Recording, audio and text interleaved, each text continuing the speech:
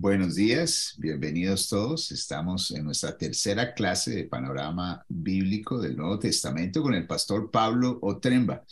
Así que vamos a orar y vamos a pedir que sea un tiempo especial de aprendizaje y que el Espíritu de Dios sea ministrando a nuestros corazones en esta clase. Padre, te damos gracias por tu amor, gracias por tu palabra, Señor. Gracias porque has enviado tu palabra para darnos vida, para darnos consejo y dirección. Bendice este día y este tiempo, Padre, en el nombre de Cristo Jesús. Amén. Señor les bendiga. Les dejo con el pastor Pablo Otrema.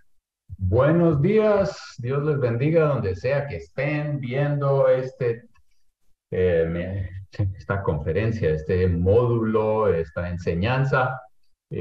A mí personalmente el tema de panorama bíblico siempre ha sido una bendición, me ayuda a tener una visión macro.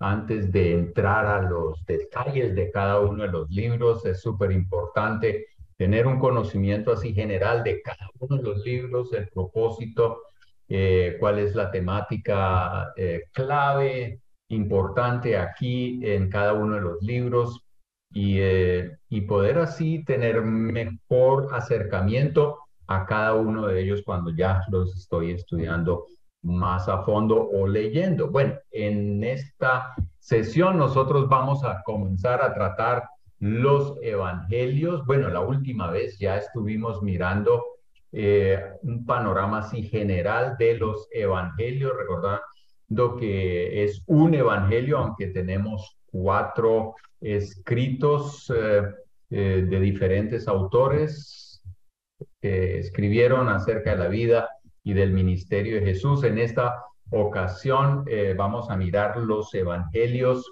de los sinópticos, tratar por lo menos, vamos a ver hasta cuándo y hasta dónde llegamos con esto. Voy a dedicarle naturalmente un buen tiempo a Mateo, especialmente, pues es el que más he tratado en mi vida y en el trabajo, en el ministerio, y me parece uno muy interesante, un evangelio muy interesante. Sin embargo, Marcos tiene sus cosas y también Lucas tiene unos detalles tremendos. Igual Juan es algo fuera de serie. Entonces vamos a estar mirando. Entremos a los evangelios, a la materia, y miremos el evangelio de Mateo primero. Y vamos a mirar cada uno de los libros así, uno tras otro, porque yo creo que esto es como muy importante. En el caso del evangelio de Mateo, y bueno, a la larga también vale la pena cambiar aquí un poco el discurso y en vez de decir el Evangelio de Mateo, según Mateo, porque recordemos que el Evangelio es un Evangelio, aunque haya cuatro de ellos escritos por cuatro diferentes autores. En el caso del Evangelio según Mateo, aquí Jesús no satisfizo, cuando leemos el Evangelio nos damos cuenta que Jesús no satisfizo las expectativas de su nación. Ellos estaban esperando a un rey que venía con poder, iba a sacar a los romanos de su país, los iba a liberar de la opresión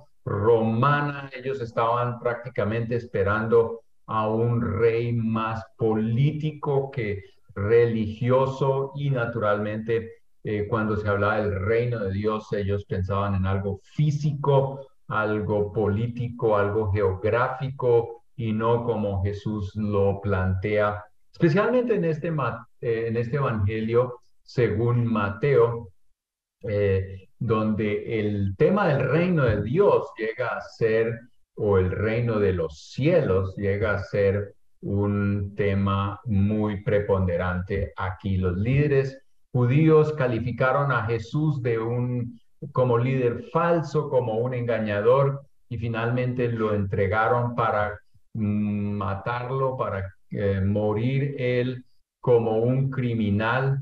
El Evangelio según Mateo quiere convencer a los judíos de que Jesús es el Cristo que fue anunciado por los profetas en el Antiguo Testamento y que ahora pues esas profecías se estaban haciendo o se hicieron una realidad en Jesús. Miremos en cuando estemos mirando cada uno de los libros del Nuevo Testamento, entonces vamos a tener como tres subtítulos. Uno que vamos a hablar del trasfondo rápidamente. Mucho de esto usted lo consiguen en Biblias como la Biblia de plenitud, ¿no es cierto? Usted puede ver ahí en esta Biblia, tienen una muy buena introducción. Ahora, todas las Biblias de estudio tienen muy buenas introducciones a cada uno de los libros y yo recomiendo no pasar por encima de de esas introducciones y esos bosquejos al principio, porque eso nos ayuda a, pues, como ya lo dije, a tener un entendimiento más global, macro, y que nos ayude ya a ver con mejor entendimiento cada uno de los detalles. Entonces vamos a tener tres subtítulos. Uno es el trasfondo, el otro vamos a hablar del contenido y vamos a hablar de algunas características de cada uno de los libros. A veces más, a veces menos características, pero suficiente como para tener ese panorama claro. Entonces, cuando hablamos de Mateo, estamos hablando ahora del trasfondo, el autor. ¿Quién es el autor de Mateo? Pues no dice el mismo evangelio quién lo escribió, pero se le atribuye este evangelio a Mateo, quien también era llamado Levi, y también fue Mateo un recolector de impuestos en Capernaum. Entonces ustedes ya pueden imaginarse la vida de este hombre. De hecho, este hombre pues no era necesariamente amado. ¿Quién ama a los recaudadores de impuestos? Especialmente cuando ellos están usando su autoridad y su puesto para llenar también sus bolsillos. Entonces, ahí tenemos a Mateo, que es llamado por Jesús a ser uno de los 12.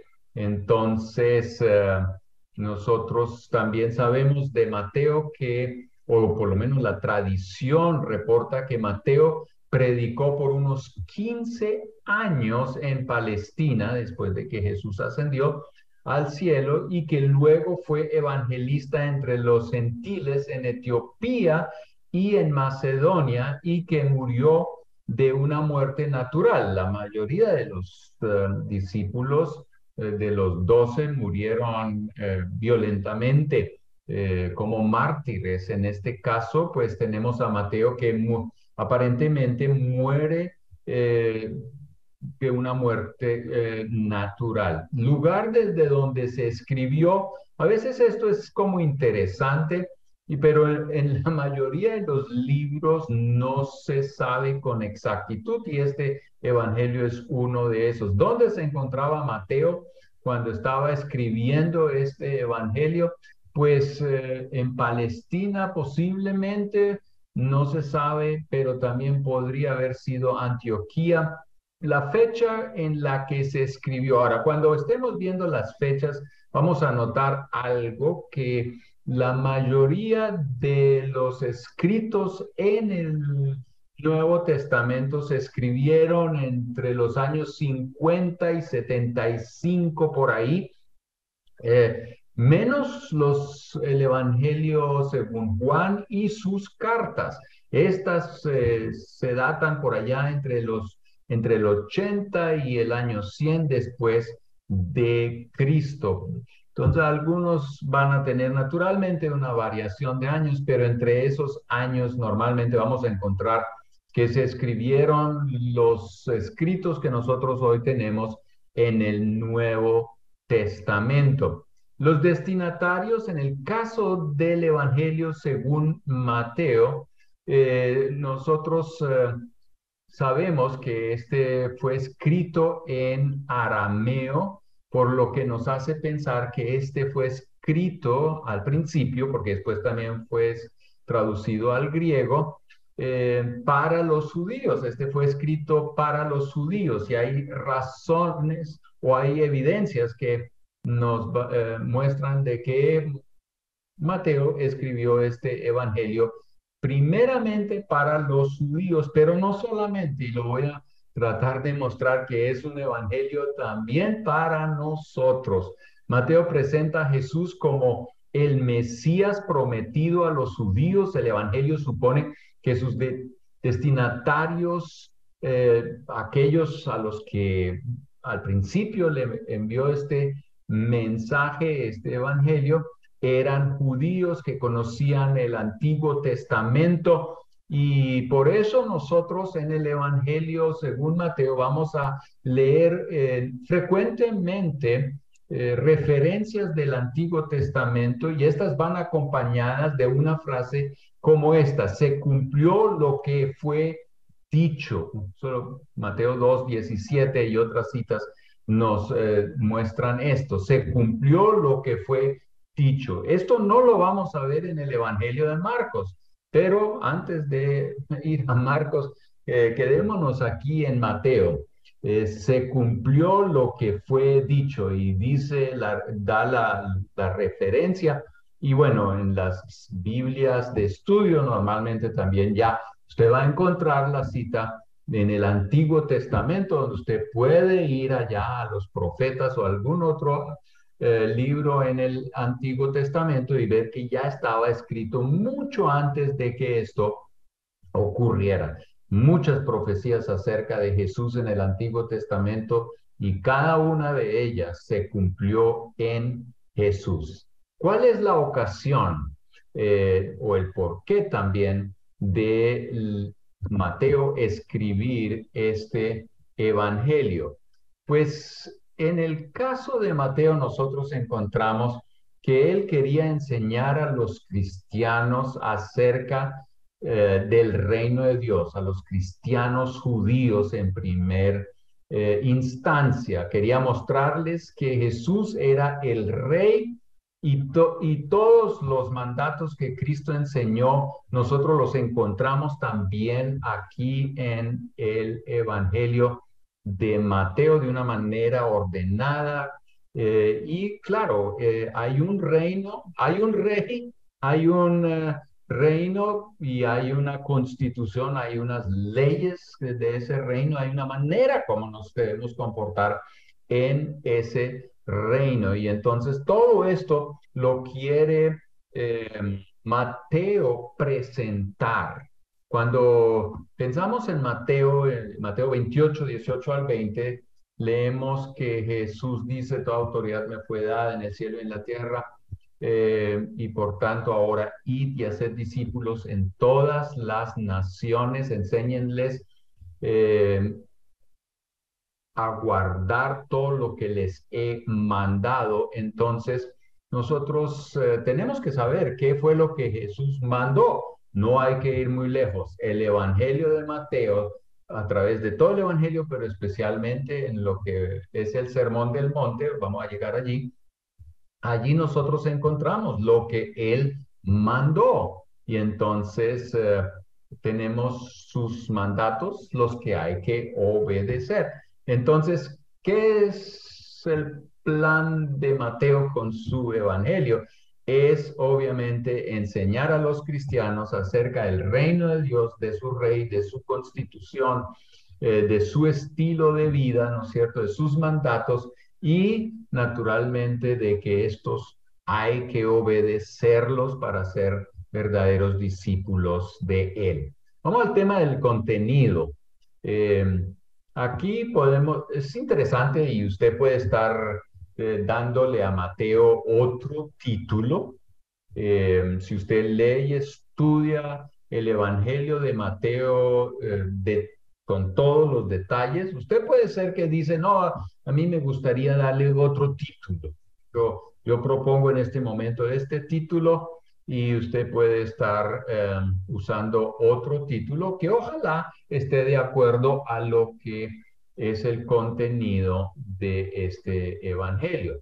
Y el título aquí que le vamos a dar es el Evangelio del Mesías. ¿Y por qué del Mesías? Porque él fue el ungido, fue anunciado, fue profetizado y aquí está en Israel presentando el reino de los cielos, su constitución y todo lo que Dios quiere restaurar en nosotros.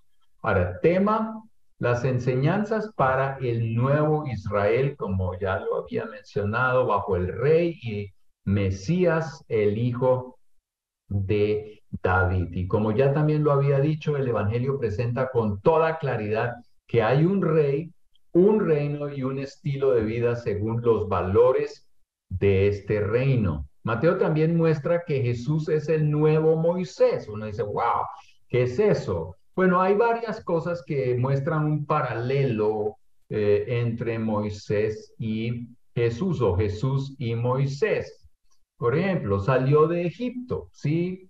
Él salió de Egipto, fue a Egipto porque eh, Dios envió a José con toda su familia a Egipto porque Herodes quería matar y mató a todos los niños hasta los 2 años allá en Belén y por proteger la vida de Jesús salieron hacia Egipto. Bueno, en el caso de Israel, ellos salieron a Egipto porque había una hambruna y escapando de esta hambruna fueron a Egipto. Allá estuvieron 400 años, pero Jesús solo estuvo un tiempo muy, muy pequeño y limitado.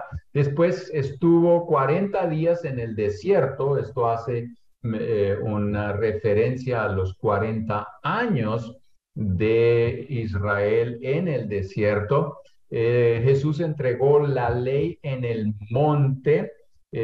Bueno, no fue el monte Sinaí, pero es un monte donde Jesús enseña lo que hoy conocemos como el Sermón del Monte. Moisés allá en el monte enseñó o trajo las tablas que Dios le dio para que el pueblo tuviera los mandamientos que iban a regir a Israel de ahí en adelante, rescatará a su pueblo de la esclavitud. Jesús nos rescata a nosotros de la esclavitud. Y claro, Moisés enseñó al pueblo las leyes y todo lo referente a las expectativas de Dios para su pueblo. Ahora Jesús también nos enseña, como ya lo dije, en el Sermón del Monte, que lo encontramos en Mateo 5, 6 y 7, y además nos salva del pecado, y Jesús inicia un nuevo pacto. Por eso aquí hay mucho paralelo entre Jesús y Moisés, y por eso se dice que Jesús es el nuevo Moisés. Él fue un buen maestro, Jesús. De hecho, en Mateo 7, 28 al 29, la gente estaba sorprendida por la autoridad con la cual enseñaba Jesús, que difería mucho de la manera como los fariseos enseñaban.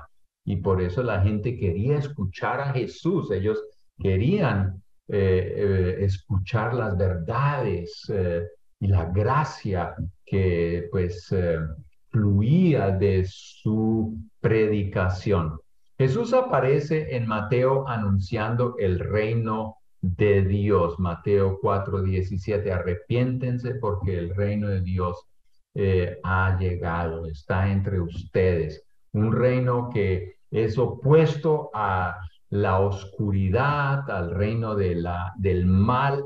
Jesús vino a restaurar el reino de Dios, y aquí vale la pena pues hacer una anotación que el reino de Dios, en realidad esa expresión en Mateo no aparece sino solamente una vez. Mateo usa reino de los cielos. La razón para eso es que los judíos no usaban el nombre de Dios, entonces porque no querían pecar o no querían usarlo falsamente. Entonces el reino de los cielos da lo mismo para nosotros el reino de Dios y el reino de los cielos no son dos diferentes reinos, es el mismo reino. Y cuando usted esté leyendo Mateo, pues usted sabe, estamos leyendo y estudiando lo mismo. Y algo que en Mateo a mí me un sentir tan lindo es que en Mateo 1:23, cuando se habla del anuncio de la llegada de Jesús, se dice que él va a ser llamado Emmanuel, Dios con nosotros. Es en el primer capítulo, Dios con nosotros. Y Mateo 28:18 al 20 termina diciendo Jesús, y yo estaré con ustedes hasta el fin del mundo. Bueno, eso se presta para un buen devocional, ¿no es cierto? Eso a mí me parece algo tan lindo que Mateo pone ese marco, ¿no es cierto? Todo lo que ocurre entre las otras, en los otros capítulos, entre el capítulo 1 y capítulo 28, es simplemente Dios con nosotros, aleluya. Y vemos cómo Él actúa, se manifiesta con poder, enseña las verdades que traen vida y mucho más. Ahora, ¿cuál podría ser un versículo clave en Mateo? Porque eso también lo vamos a estar viendo en cada uno de los eh, libros o escritos en el Nuevo Testamento. Habrá un versículo clave. Ahora, esto también es un tema para pelear, ¿no? Pero, y así que, pues aquí está mi toque y posiblemente el de otros también, pero aquí dice Mateo 6:33, busquen primero el reino y su justicia. Busquen primero las cosas del reino de Dios y su justicia, y el resto pues les será añadido.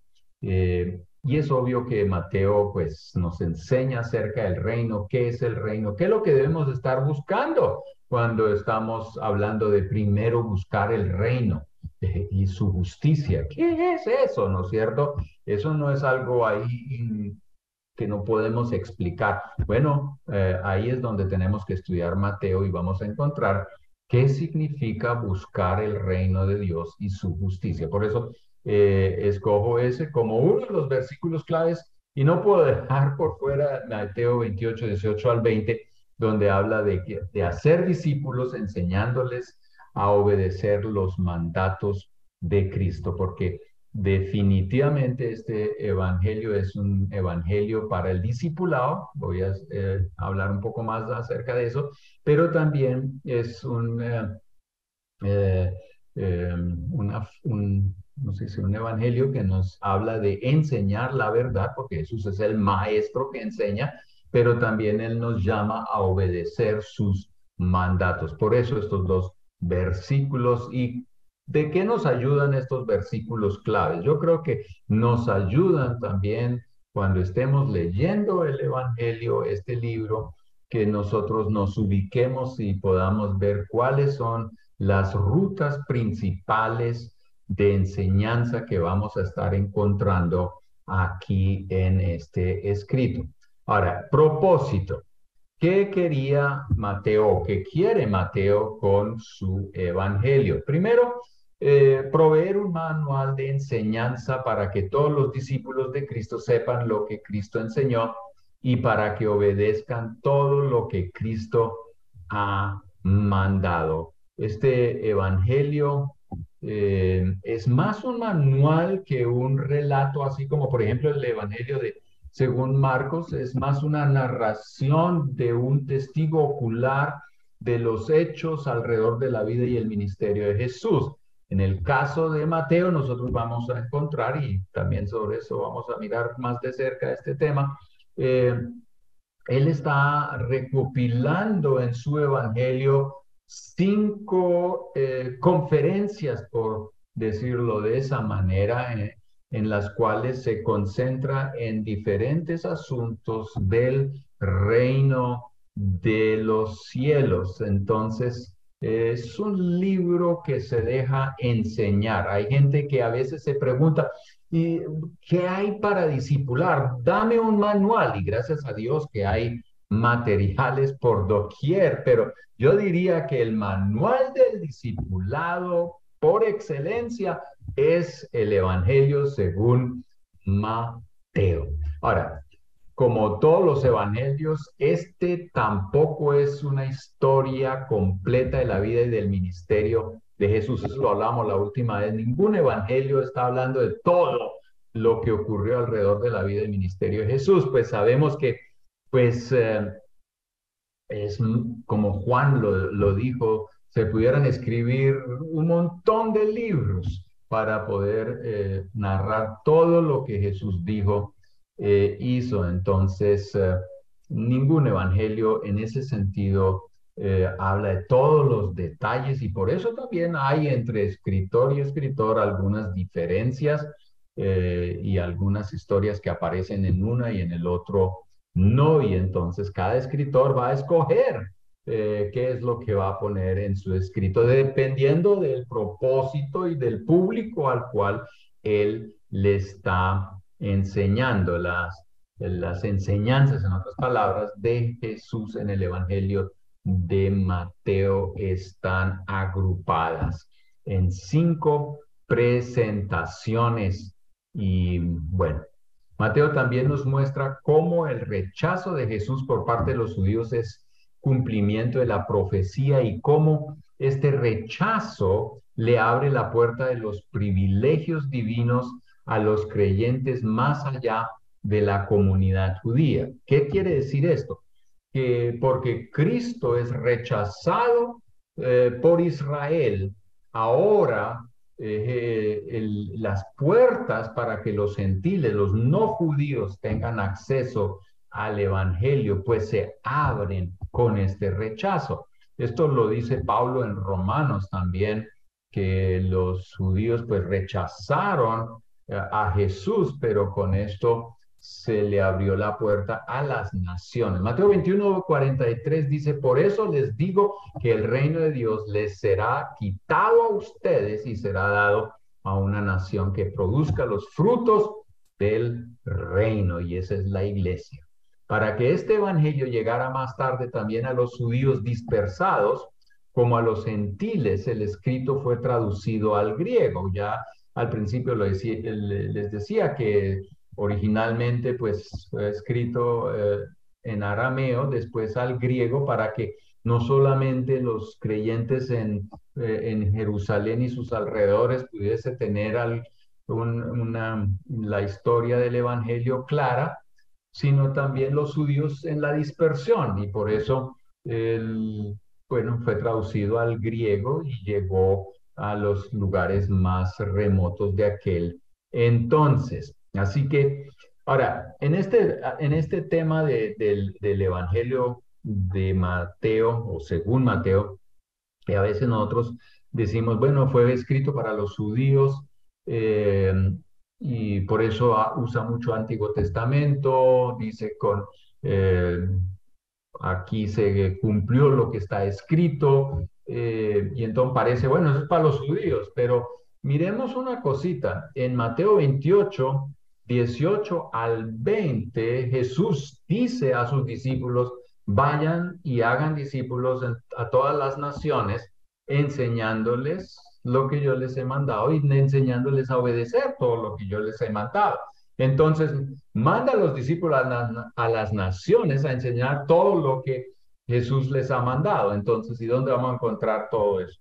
Entonces, pues Mateo nos muestra claramente qué fue lo que Jesús mandó, enseñó, y eso es lo que tenemos que enseñar a los gentiles para que ellos obedezcan también. Entonces, el Evangelio finalmente, claro, es para todas las naciones. Y un último propósito es mostrar que Jesús de Nazaret es el Mesías prometido y quien cumple las profecías acerca del Mesías. Bueno, miremos ese tercer subpunto aquí que yo les había anunciado, que vamos a estar usando en cada uno de los escritos del Nuevo Testamento: características. Ya les dije, pero lo vuelvo a decir. El Evangelio de Mateo presenta a Jesús como el Rey prometido. Por eso Mateo entreteje citas del Antiguo Testamento para aclarar la identidad de Jesús. Y miremos una cosa muy interesante, porque el Evangelio, según Mateo, nos revela de manera especial cómo personas sencillas, no religiosas, aceptan a Jesús y son transformadas por su poder, por creerle y por seguirle. Y no solo eso, sino que también nosotros vemos que hay gente no judía eh, lo reconoce a él como el rey, entre otros los sabios del oriente. Mateo capítulo 2. Ellos llegaron a Jerusalén y ¿cuál fue la pregunta que ellos hicieron allá en Jerusalén a Herodes? Bueno, ahí ellos dicen, ¿dónde está el rey de los judíos? Hemos venido a adorarle. Ellos venían del oriente, sabrá de dónde, por allá, Pakistán, norte de India.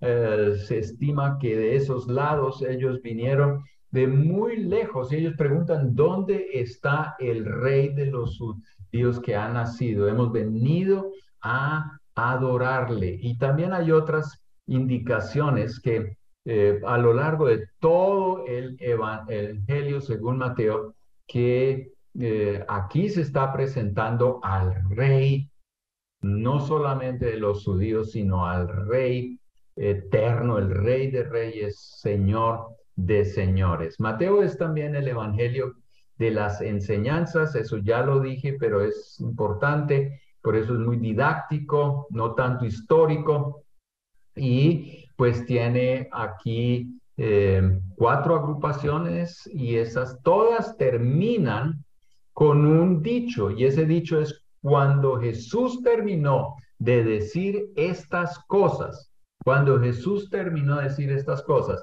usted va a encontrar esos 5 veces en el Evangelio de Mateo.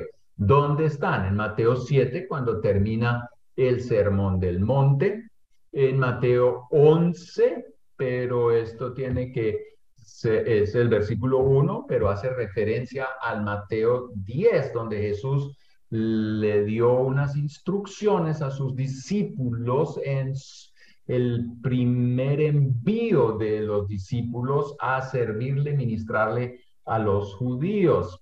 Y les dio aquí una serie de recomendaciones, de consejos. Y bueno, eso fue una conferencia para los que él envió a cumplir con lo que hoy llamamos la pequeña comisión, porque no abarcaba a todo el mundo, sino solamente los judíos. Mateo 13:53, Mateo 13 esas enseñanzas acerca del reino de Dios, su desarrollo, sus características, y Jesús las presenta a través de parábolas. Entonces tenemos en Mateo capítulo 13 las parábolas del reino de los cielos. Y también aquí termina cuando Jesús terminó de decir estas cosas. Mateo 19:1 habla de Mateo 18, de esta conferencia, voy a nombrarlo de esa manera, agrupación de unas enseñanzas acerca de las relaciones interpersonales, pero también de actitudes, etcétera. Aquí nosotros encontramos eso. Y Mateo 26:1 habla de las enseñanzas acerca de los últimos tiempos, que encontramos pues esa enseñanza en Mateo 24 y Mateo 25. Este evangelio contiene la disposición más sistemática de las enseñanzas de Jesús, de su vida. Uno pudiera pensar que Lucas, el médico que hizo una investigación y lo pone todo en orden, sea el escritor que pone aquí las enseñanzas como más en orden, como un libro de teología. Entonces, pero no, es más Mateo el que pone las enseñanzas así agrupadas, eh, enseñando diferentes verdades del reino de los cielos. Eh, Ahora, el Evangelio de Mateo también se destaca porque nosotros vemos en este Evangelio cómo Jesús invirtió en 12 discípulos ¿Qué hizo él con ellos? Mire, Mateo capítulo 4, 19 comienza invitando a los discípulos y les dice a ellos, vengan y síganme y yo haré de ustedes pescadores de hombres. Síganme y yo haré de ustedes pescadores de hombres. Y después comienza todo ese plan, se desarrolla todo ese plan de discipulado, de formación, de preparar a estos hombres para ir a las naciones como pescadores de hombres. Y termina diciendo en Mateo 28, 18 al 20, vayan a las naciones, hagan discípulos, enseñándoles a obedecer todo lo que yo les he mandado. Por eso podemos decir que Mateo es el evangelio para el discipulado. Aquí encontramos cómo Jesús los llamó, cómo trató con ellos, qué les enseñó, qué les demostró, cuál fue su vida con ellos. Naturalmente encontramos la muerte y resurrección de Jesús en todos los evangelios. Ese es el centro. Los evangelios siempre apuntan hacia la cruz. Ese es el punto clave, el punto más alto de todos los evangelios.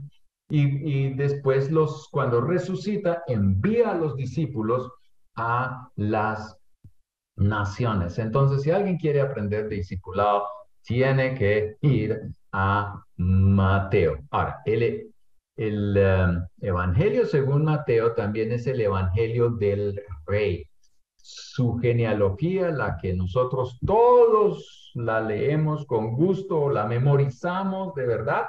Bueno, tristemente, a veces no le ponemos mucha atención a la genealogía, pero es muy interesante anotar en la genealogía en el Evangelio según Mateo, cómo Mateo hace el recorrido de la genealogía de Jesús hasta Abraham, pero pasa por el rey David, el rey. En el Antiguo Testamento leemos mucho del retoño de David, y entonces obviamente eso está hablando del rey que viene, y ese es Jesús.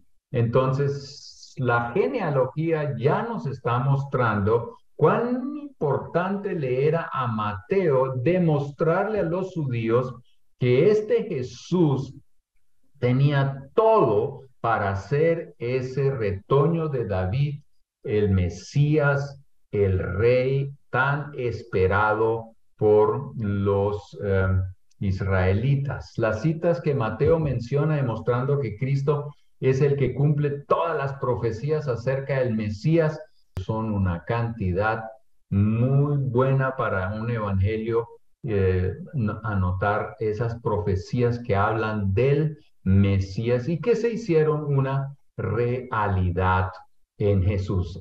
Ya lo dije, pero aquí en este orden, el Evangelio del reino de los cielos. Les dije que el reino de los cielos es la expresión que aparece normalmente en el Evangelio de Mateo, y hay 33 veces esa mención, y solo hay una vez donde se menciona el reino de Dios. Y la razón, como ya les dije, es porque los judíos no querían usar el nombre de Dios en vano y temían usarlo mal, y por eso suena mejor el reino de los cielos, pero es lo mismo.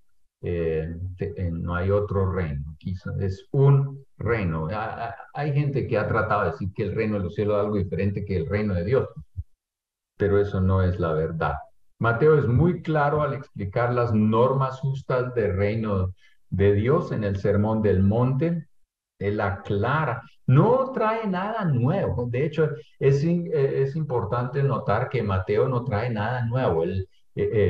O Jesús no trae algo nuevo, sino que él interpreta los mandatos que nosotros encontramos en el Antiguo Testamento de la manera como deben ser interpretados y vividos, lo cual los fariseos ya habían olvidado cuáles habían sido las intenciones de esos mandatos en el Antiguo Testamento y lo habían distorsionado totalmente. Y Jesús solamente le está dando una nueva luz, un nuevo peso y que está de acuerdo con el ambiente y el propósito del reino de los cielos. También encontramos el poder del reino de los cielos en el Evangelio de Mateo. Cuando uno lee Mateo y termina con el Sermón del Monte, va a encontrar dos capítulos intermedios entre 7 y el 10.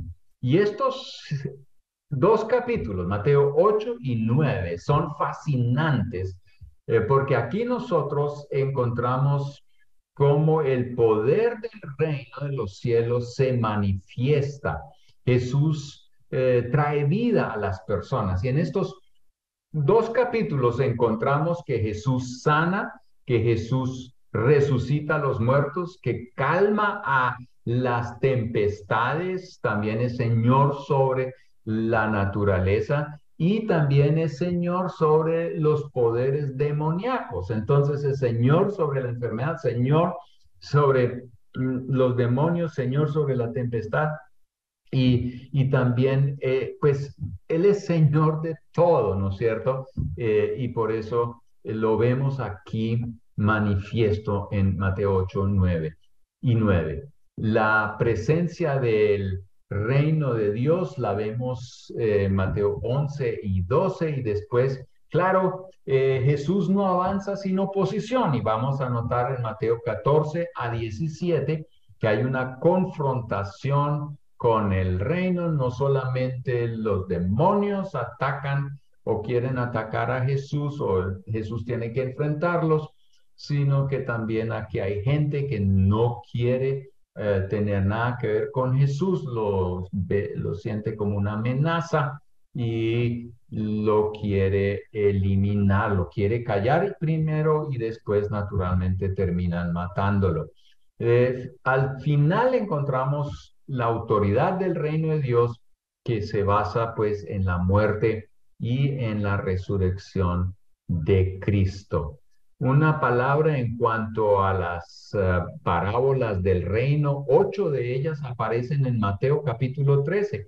Estas son una colección de parábolas que nos instruyen acerca del desarrollo, el poder, la expansión y la consumación del reino de Dios. Cuando usted lee las parábolas, Mateo capítulo 13, usted tiene que tener eso en cuenta, que aquí estamos hablando de principios del reino de Dios. No le meta cosas que no están ahí o que estas parábolas no tienen la intención de ir en esa dirección. El evangelio según Mateo también es el evangelio de la justicia superior.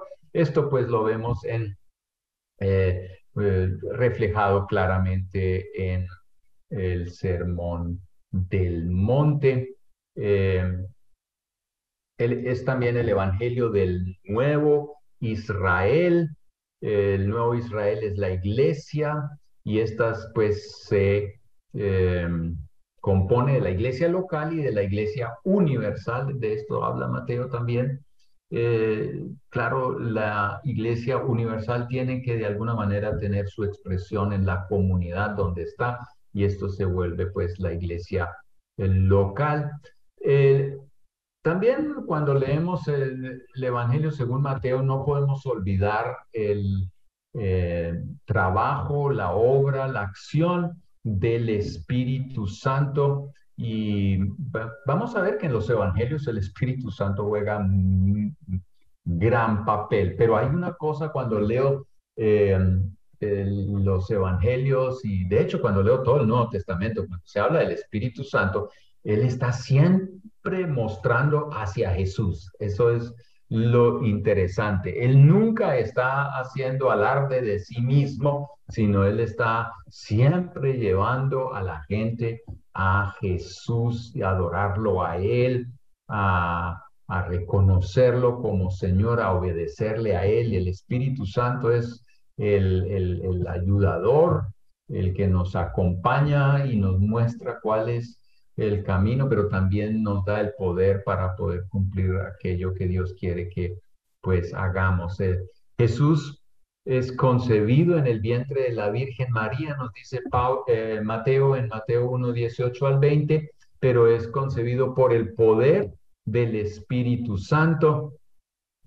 Al inicio del ministerio Jesús es lleno del Espíritu Santo. Recuerden aquella escena Jesús con Juan el Bautista, es bautizado en agua, pero viene la paloma y el Espíritu Santo viene sobre él y es llevado por el Espíritu Santo, Mateo 4, al desierto donde es tentado, pero vence allá. Si él no hubiera ido en el poder del Espíritu Santo y con la palabra de Dios, esto hubiera sido otro desenlace. El Espíritu Santo empoderó a Cristo para sanar enfermos y echar fuera demonios. Esto no solamente nos lo dice Mateo, sino también Lucas 4 nos lo va a decir que Jesús fue empoderado para sanar enfermos, echar fuera demonios. Los milagros ocurrían por el poder del Espíritu Santo.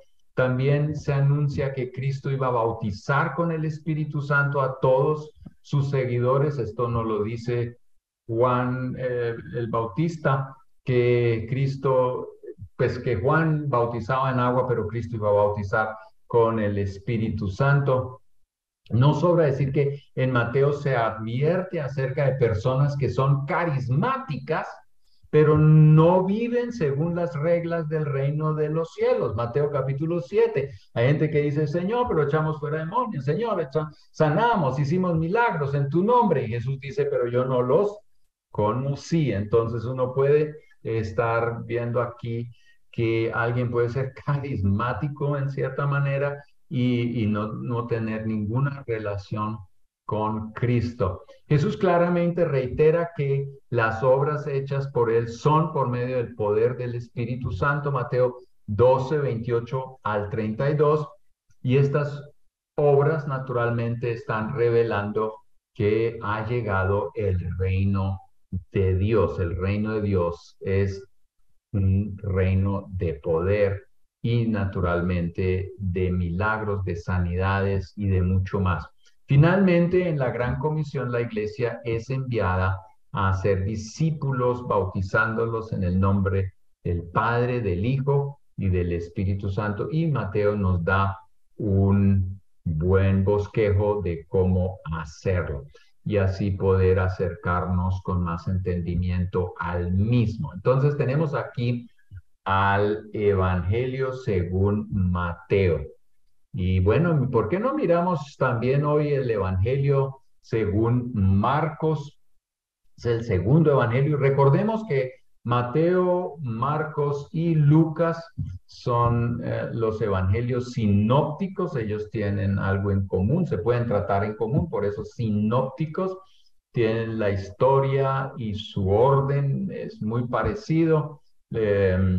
Mucho del contenido es similar, por eso los llamamos los evangelios sinópticos, que eso difiere del Evangelio de Juan, que pues se acerca diferente a algunos aspectos de la vida y del ministerio de Jesús. Marcos, otro de esos sinópticos, habla de los sufrimientos del siervo. Este evangelio es posiblemente el más viejo de los evangelios, por lo menos muchos estudiosos creen que es el evangelio escrito número 1, pero hay voces pues por lo menos entre los judíos de aquel entonces se consideraba a Mateo el primer evangelio, el más viejo.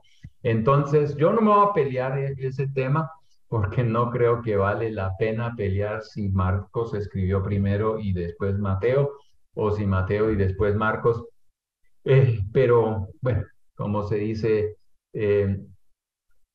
hay gente que cree que este es el evangelio más viejo y es más bien una narración de la historia y del ministerio de Jesús.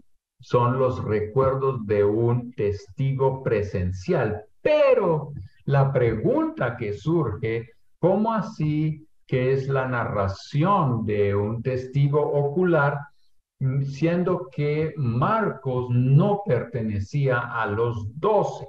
Bueno, de Marcos el autor, hablando del trasfondo, sabemos que él era un colaborador muy cercano de Pedro. Y bueno, también fue compañero de Pablo y de Bernabé. Su madre se llamaba María, según Hechos 12:2. Era primo de Bernabé, lo leemos en Colosenses 4:10, y este Marcos pues llegó a ser como una piedra de tropiezo para la relación de Pablo con Bernabé, pero y de hecho se separaron los dos acerca del tema de Marcos. Pero Marcos, quien no pertenecía a los 12 apóstoles, pues andaba muy cerca con Pedro, y se dice, se habla de hecho de que Marcos llegó a ser como el intérprete de Pedro. Eh, Hay algunas, algunos pasajes en este evangelio que nos hacen fácilmente pensar y concluir de que de verdad Marcos es el autor de este evangelio y está escribiendo lo que Pedro enseñaba. Eh, es como el bosquejo que Pedro usaba para hablar de Jesús. ¿Podría ser eso? ¿Sería ese su manual?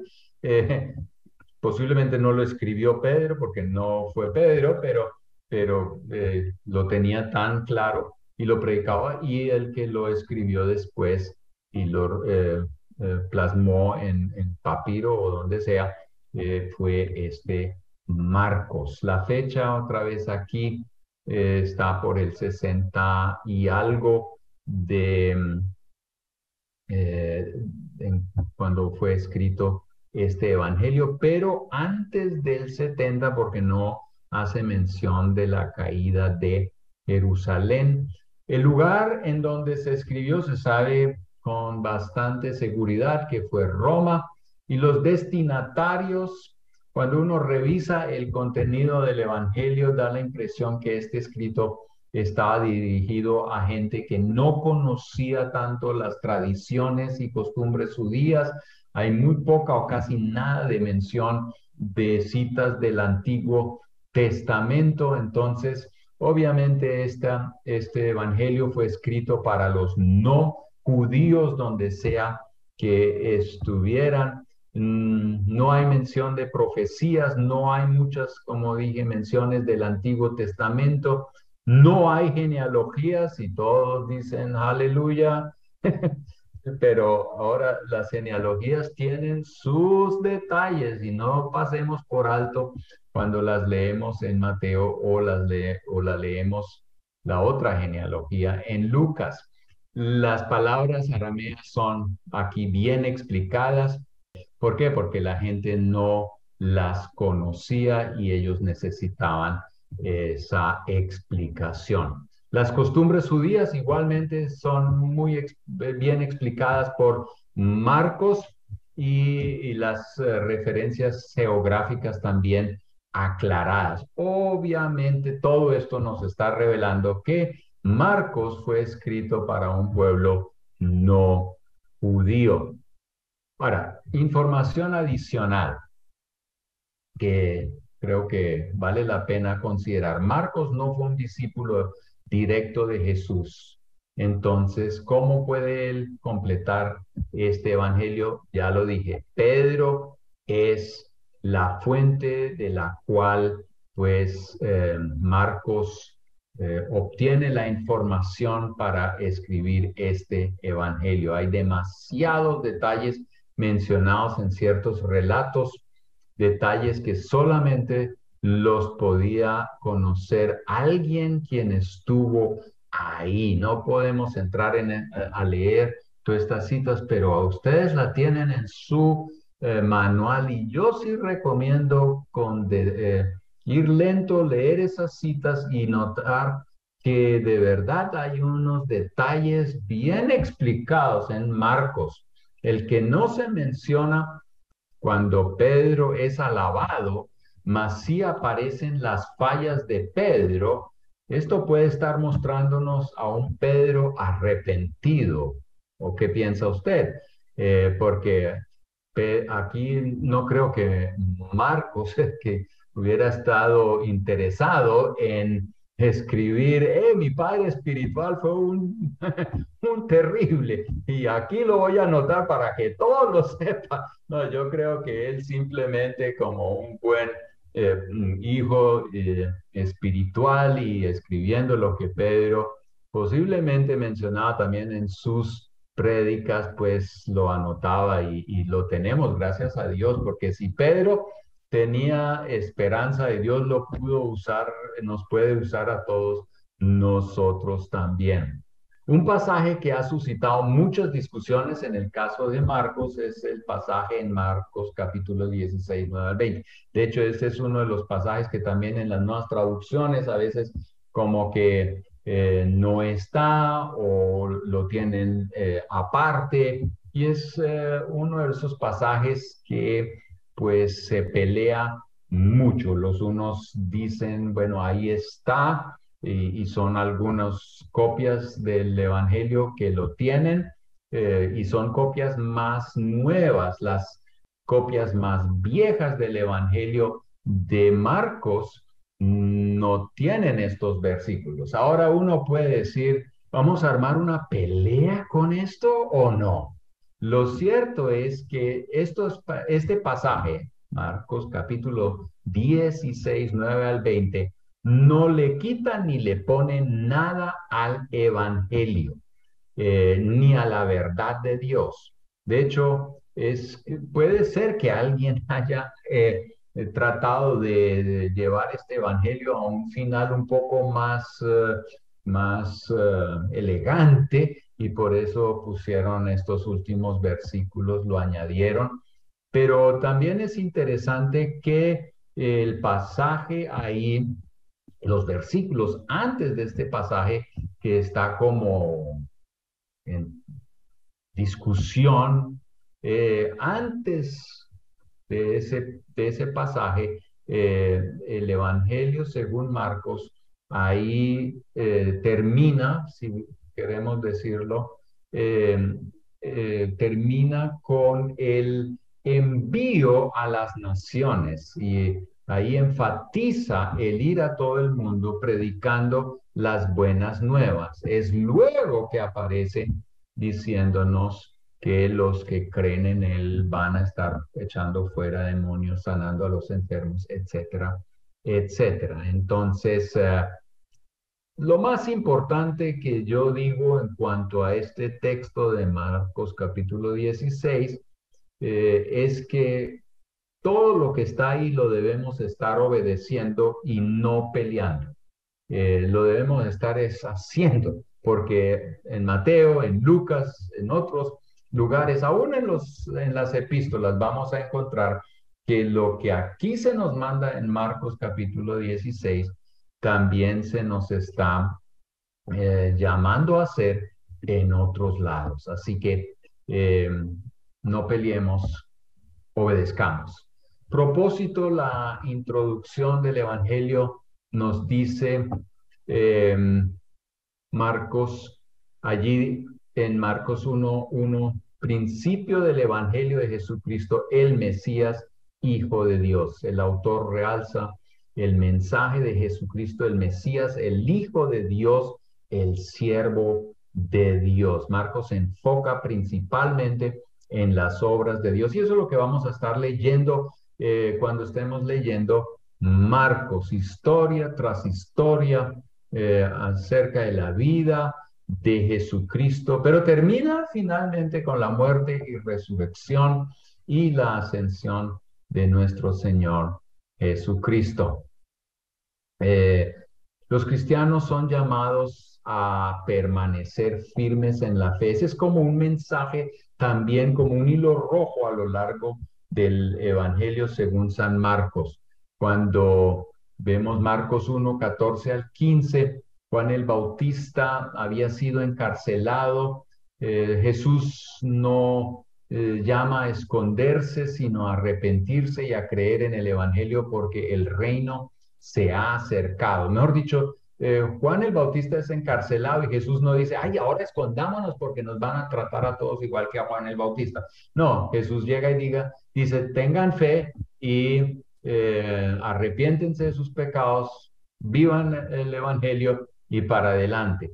Jesús sana a un paralítico en otra ocasión, después de que los amigos lo acercaron a Jesús por la apertura que ellos hicieron en el techo de la casa. ¿Qué amigos? Yo quiero tener ese tipo de amigos que por ayudarle a uno hasta rompen el techo de la casa del vecino, para meterlo a uno y ponerlo delante de los pies del Señor Jesús.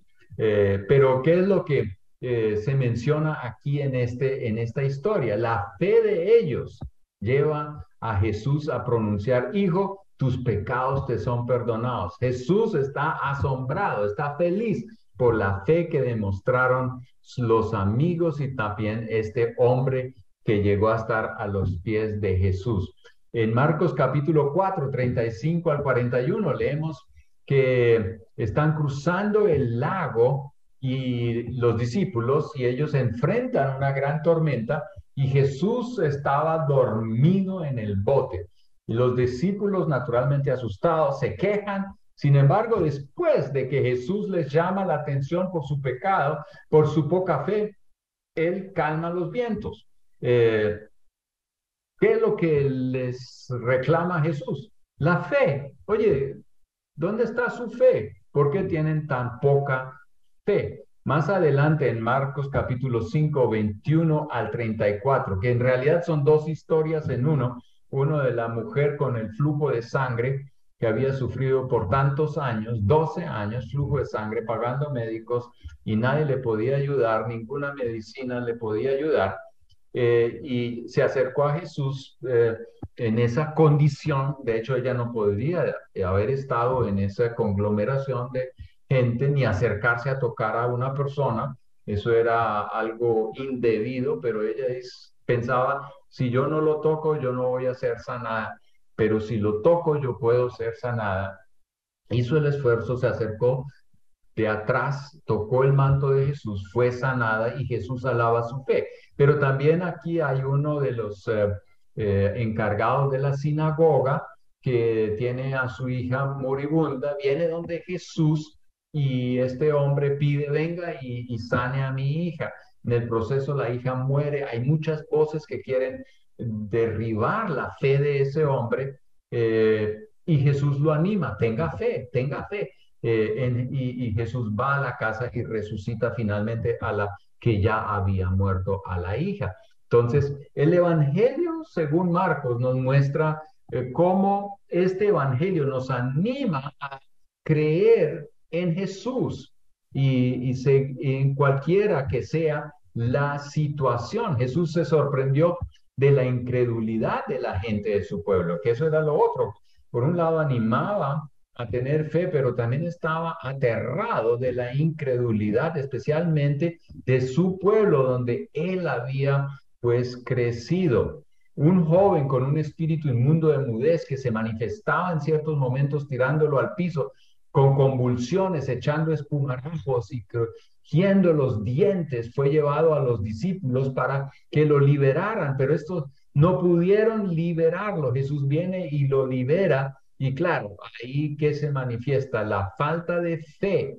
Y entonces Jesús reclama o dice, aquí la fe era necesario. Posiblemente nosotros nos preguntamos, ¿cuál es la fórmula, Jesús? ¿Cuál es la fórmula? No, no es la fe. Esto es lo que Jesús estaba aquí, pues, animando a tener. Y Marcos nos ayuda mucho en esto a ser gente que tiene fe, no importando eh, las circunstancias. Algunas características de este Evangelio de Cristo nos dice Marcos lo siguiente, que Él es un gran maestro, Marcos 1:22.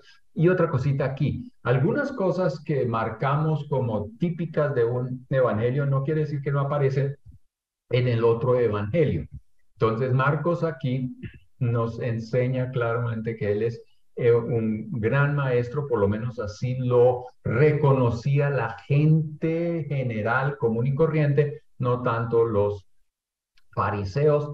Cristo tiene autoridad sobre Satanás, eso también resalta en el Evangelio de Marcos. Él es quien puede perdonar los pecados, es el Señor sobre el día de descanso, el Señor sobre la naturaleza, sobre la enfermedad y sobre la muerte. Nosotros vemos aquí en el Evangelio de Marcos cómo este evangelio destaca a Jesús como el Mesías, el siervo de Dios, el Hijo de Dios, el que vino a dar su vida en rescate por nosotros. Bueno, así que vamos a terminar hoy acá. La próxima vez vamos a tratar Lucas, el tercer evangelio del sinóptico, y a Juan, que ese tenemos que mirarlo también. Bueno, Dios les bendiga y bueno, gracias por estar con nosotros en Comprensión de los Tiempos. A todos, Dios les bendiga. Gracias, Pastor Pablo, por esa exposición acerca de el comienzo del panorama con Mateo y Marcos, dos evangelios bien interesantes en esta mañana y muy profundos. Claro que sí, una buena introducción para podernos poner en la jugada con lo que estos evangelios están mostrándonos. Y yo me quedo, digamos, con que entre más los leemos, o sea, yo recuerdo que en mi tiempo de instituto leía mucho el Evangelio, luego en mi vida devocional y luego como que las cartas, pero ahora volver a los Evangelios ha sido un refrigerio muy especial. Entonces, de verdad que sí, qué buen panorama, qué buena estructura para adentrarnos a conocer mucho más las palabras de Jesús cuando leemos diariamente. Así que el Señor le bendiga y gracias a todos los asistentes a estas clases en comprensión de los tiempos, un esfuerzo que se hace para que todos tengan buena doctrina, buenos tiempos de estudiar la palabra de Dios. Así que felicitaciones, bienvenidos y pues aprovechando todo el estudio y todo lo que el pastor Pablo ha trabajado a lo largo de los años como maestro de Biblia y para especialmente este tiempo en comprensión de los tiempos. Así que vamos a hacer una oración para terminar nuestro tiempo hoy. Que el Señor les bendiga. Sigan adelante en todos sus asuntos. Un saludo especial a todos los que de todos lados de esta región y de otros lados del mundo se están conectando en estas clases. Amado Padre, gracias. Gracias por la oportunidad de tener buena enseñanza, buenos materiales. Gracias por la experiencia y toda la dedicación del pastor Pablo a la Biblia y a comunicarnos acerca de lo que ella está diciendo para nosotros hoy. Que, Señor, seamos estimulados a través de este panorama a que podamos profundizar mucho más en nuestro estudio de la palabra de Dios cada día. Que nos bendigas con esto, Señor. Dale gracias, Señor, y más favor al pastor Pablo en sus estudios para estas clases y a cada uno de los que asisten, Señor, en comprensión de los tiempos.